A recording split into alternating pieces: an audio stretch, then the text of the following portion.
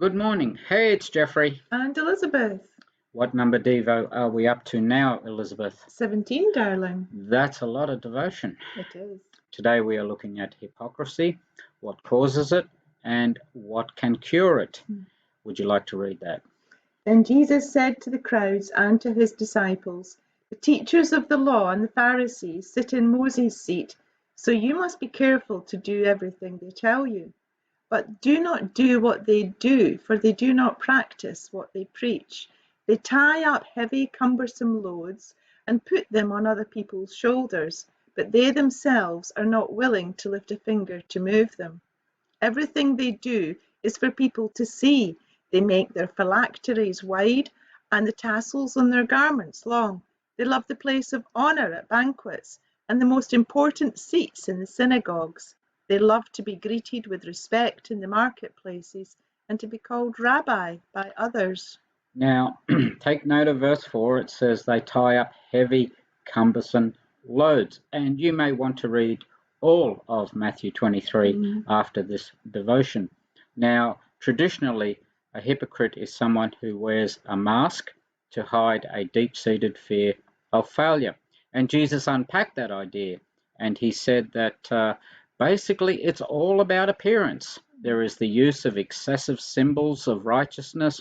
There is the need for public acknowledgement, and of course, all those wonderful titles that they gave each other. The Pharisaic movement was in fact a failure because people were worse off for trusting them.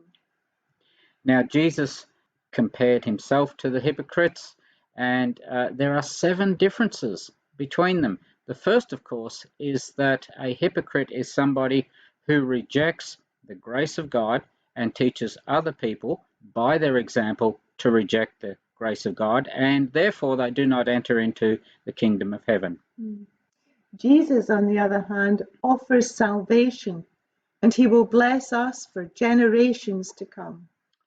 The second difference, of course, is that the Pharisees were a missionary movement, but on any given day, a Pharisee would say to you, "You are still not good enough."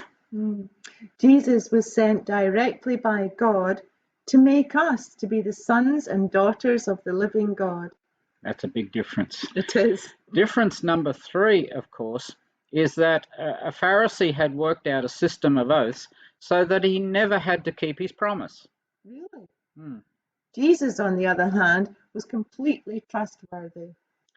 The fourth difference is that the Pharisees taught a strict set of rules.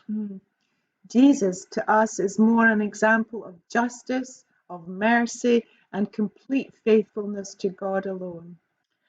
The fifth difference is that a Pharisee was obsessed about the outside, about how he appeared, but inside he was struggling with greed and self-indulgence.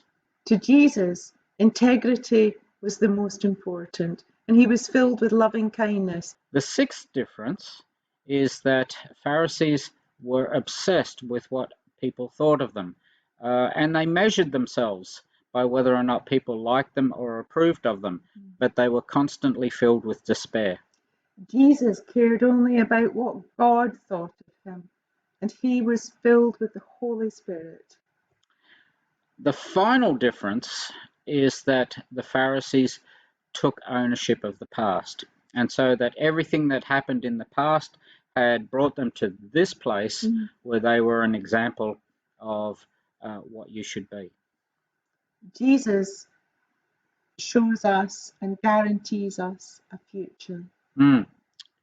Now, of course, part of the answer is meekness, and meekness and humility is simply the ability to think honestly about yourself, about your struggles, about who you want to be, and of course, accepting Jesus' salvation and following him.